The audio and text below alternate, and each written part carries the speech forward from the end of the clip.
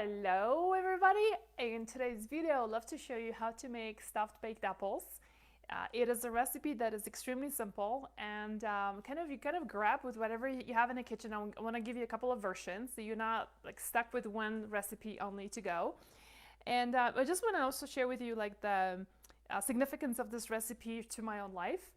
Some of you may know that I'm Polish. I grew up in Poland. We didn't spend many years there, but the few years that we did live there, it was during times of communism. And for those of you who've lived through communism, you probably remember the days when you walk into a store and there was nothing else than stale bread and vinegar on the shelves. And when they did deliver fresh food, there was a line of 50 people outside of store and people literally fighting with each other to get in. So food shortage was a real thing. And one of the things that wasn't so much of a problem were apples, and especially now that we're going into fall and winter, and apples are such a representation of like the transition of the seasons, right, from summer to fall. I always think about what my mom used to do, because we couldn't get apples like for example in spring, right, but we could always get apples in fall. So one of the things you do is you work with whatever is available. And it was oftentimes not often that she could put something really special on the table or give us a special treat. There was no chocolate, there was no good quality cookies. We used to do like chocolate, used to be chocolate-like products, which was basically made with carob, etc., etc. So there was always a shortage of food. But one of the things there was no shortage was apples. And but when you were a kid, like eating just a straight up apple is kind of boring. So mom always used to come up with a lot of different recipes, and one of it was it's a very traditional Polish sort of like a Christmas recipe, but mom used to simplify it and then basically bake these apples with whatever was on hand, and that was our treat. Okay, so I always remember it as sort of like something that really brightened up our day in spite of having all that food shortage. And one of the things that our team member Diana said to us, that she made that recipe just the other day, and the way these baked apples fill up the whole house and smelled like Christmas was just so delightful. It's just like something very comforting about it, especially as we go into colder months. So if you have my cookbook, Cooking for Hormone Balance, there is a recipe actually there for the baked apples. Stuffed baked apples is right in here, and a lot of people mention that, like, hey, I don't have all the ingredients. So one of the big ingredients a lot of people struggle with is finding poppy seeds, right? And so I want to show you this recipe. This is a variation of this recipe from the book. If you have the book, it's on page 352. But you don't have to use poppy seeds. That's a beautiful thing. You can actually use something much simpler, and this is really what I want to show you in today's recipe. How we're just going to be using 3 really basic ingredients, and that's going to be some kind of a nut butter, whether it's almond, whether it's walnut butter that we can use. We're going to use some honey, just a touch of honey, and then we're going to use some chocolate, because every dessert that has chocolate in it always tastes a little bit better, right? So I'm gonna just show you how to start off with 2 apples. Like if you think your family is gonna like it, you can make 6 or 8 or whatever. The final outcome is going to be basically these apples here. They don't look particularly appetizing right now, but I can tell you they just taste wonderful. Different apples baked differently, and so the ones that I'm using here, they are called Jona Gold, Jona Gold, Gold. But you can also use Honey Crisp. You can use, if you want something a little bit more tart, so it's not so sweet, you can use Granny Smith, what I like about Jona Gold is that the outcome is that it basically, like you can see me touching it, right? They're super soft. It becomes like pudding. And so to me, this becomes like an apple pudding with nuts inside, which is just so delightful. So let me show you just really how simple the process is. You've got 2 apples here. The first thing we want to do is we want to carve out the middle. We want to take the core out, but without compromising the bottom. So when I get this out, then I'm using just a regular tablespoon to carve it out. We want to get all the seeds out. One of the things about seeds in apples, they do contain arsenic, so we don't want to be cyanide, not arsenic, cyanide. So we don't want to be ingesting them, even though it's small amounts. So a little bit, it's not going to hurt you, but Okay, so you can see it's a clean, nice clean apple with the core taken out. I'm gonna put that aside for a time being and do the second one, which is exactly the same thing. I'm just making incisions so they all close up, and then I'll just pop it without breaking the apple. Whoops, there we go. And then I'll use the tablespoon. Are we able to get a close-up, Cheryl? I'm gonna use the tablespoon to dig a little bit deeper, getting more things out. I think if you have like an ice cream scooper or something, that might be helpful too. I don't typically eat ice cream, so I don't have one, but that could be good too. You want to hold the spoon in your right in here at the base, because it gives you a lot more control what you're doing. So I definitely want to get the seeds out.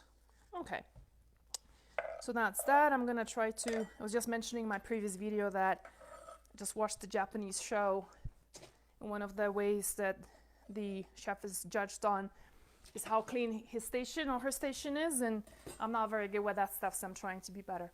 All right, now, so let's put this aside for now, these apples, and the next thing we're gonna do is, what do we wanna stuff it with, right? So let me actually start off with consistency of whatever butter you have. You can use, pretty much anything. You can use pumpkin butter, sunflower butter. It can be almond butter, macadamia butter, anything you want. And if you are sensitive to nuts, then maybe try seeds like sunflower seeds, pumpkin seeds. If you can't those either, then the other option you have, you can use tiger nuts. There's tiger nut butter that I see more and more available. You can buy it online.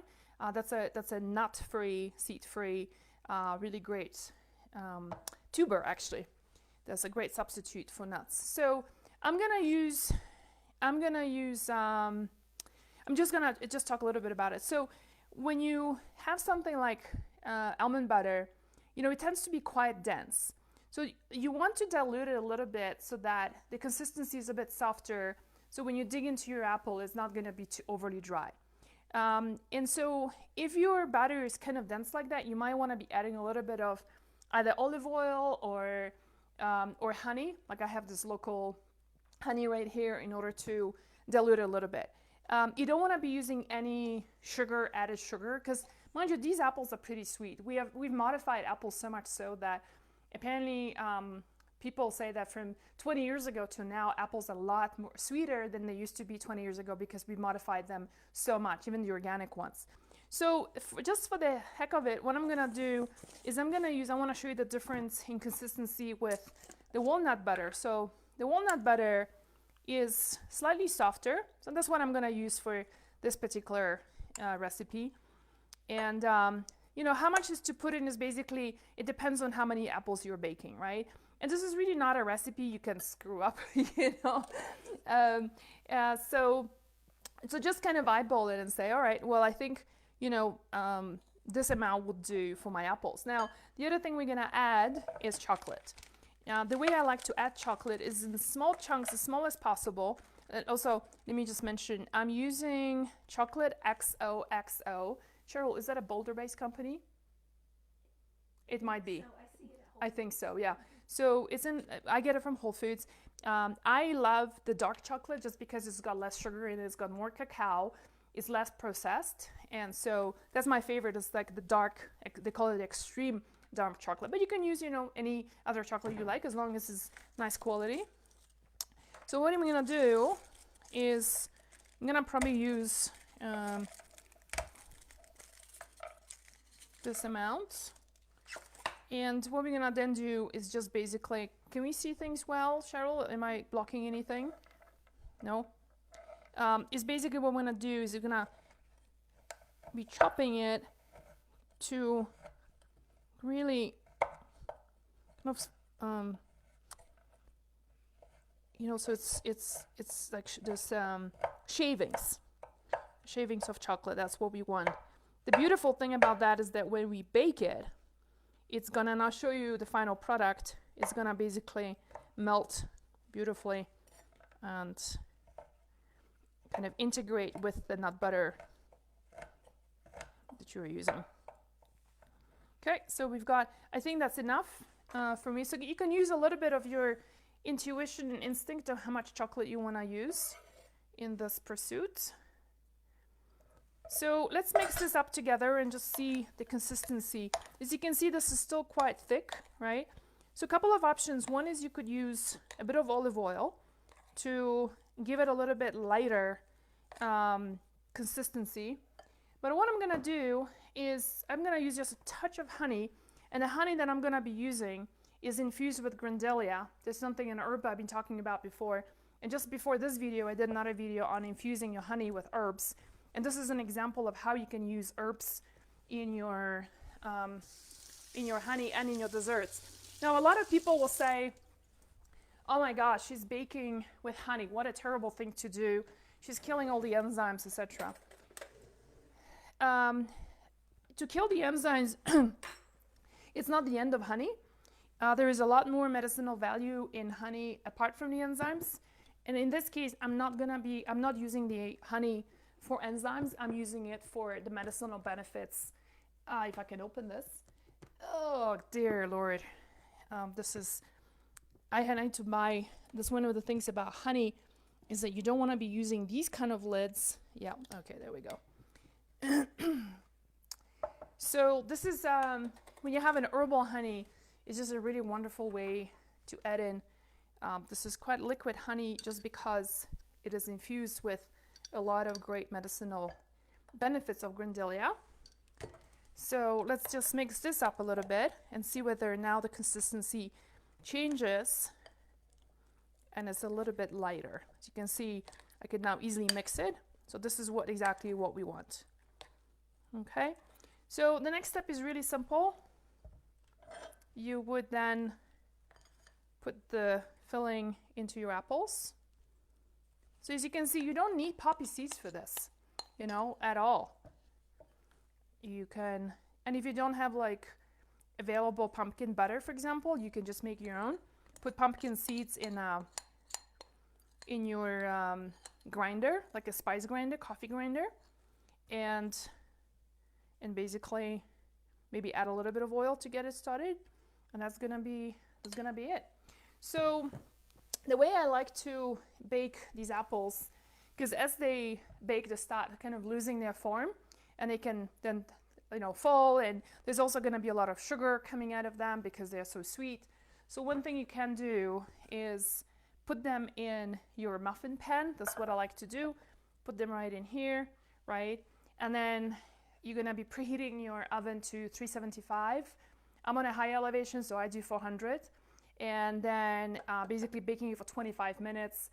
A really great way of also working with food is not to be just stuck with the recipe, but also learn how to look for cues. And one of your cues in this is that, number one, is the smell around your house is going to tell you the apples are ready, because you don't want to burn it. But the other thing is, like, when you walk up to them, you will feel the softness, right? And so I want to show you the final product is something like this. And so they're cold by now because we've been filming, but when you have it, as you can see, the chocolate has melted here. There's a nice soft consistency. The apple is like, very pudding-like, right? Just a wonderful afternoon treat without processed sugar, without, flour, without gluten, right? Just a really simple, easy thing that you can pop in the oven and create your dessert. One of the things, if you follow me for a while, you know that blood sugar balance is a big thing when it comes to balancing hormones. And so if you're particular about sugar, and for example, you're doing a candida protocol, or you have you're pre-diabetic or diabetic, then I would suggest don't add this honey like the way I did. Add a little bit of olive oil, right? Maybe a little bit, tiny bit of stevia if you feel like you need that. Although most of the time I don't feel like it's necessary, because like I said, the apples are so sweet these days. Then it's like, this feels like a really complete dessert. Do we have any questions that are coming up? No, let me just take a quick look from my colleague Jean to see. Can you do it in the microwave? It's a good question. I don't cook with a microwave, and so I'm sure you can. You probably have to close it, or I'm just not very proficient. I only warm things up in the microwave when I really have to, so I'm not the right person, I'm sorry, to ask this. But my inkling would be to say that probably if you cover it up and do it for, do you use a microwave? No. For 2-3 minutes. Look it up. I'm sure there are recipes to show you how to cook apples in a microwave. Jean, do we have any questions? Let me know. And who here is going to make it? I feel like it's not a recipe that is like most popular in our community. I will say it's not like people talk about it. There's a lot of others that we have that people say like, oh my God, I can't, get enough of it. This is not one of them, and I think it's a bit of a shame because the taste is so wonderful that I think it's so totally worth it. I don't think we have many questions coming in, at least in live. I don't see any. So if you have any questions, do post it and I'll come on over the weekend and I'll try to answer it then. Have a great weekend, everybody, and I'll see you soon.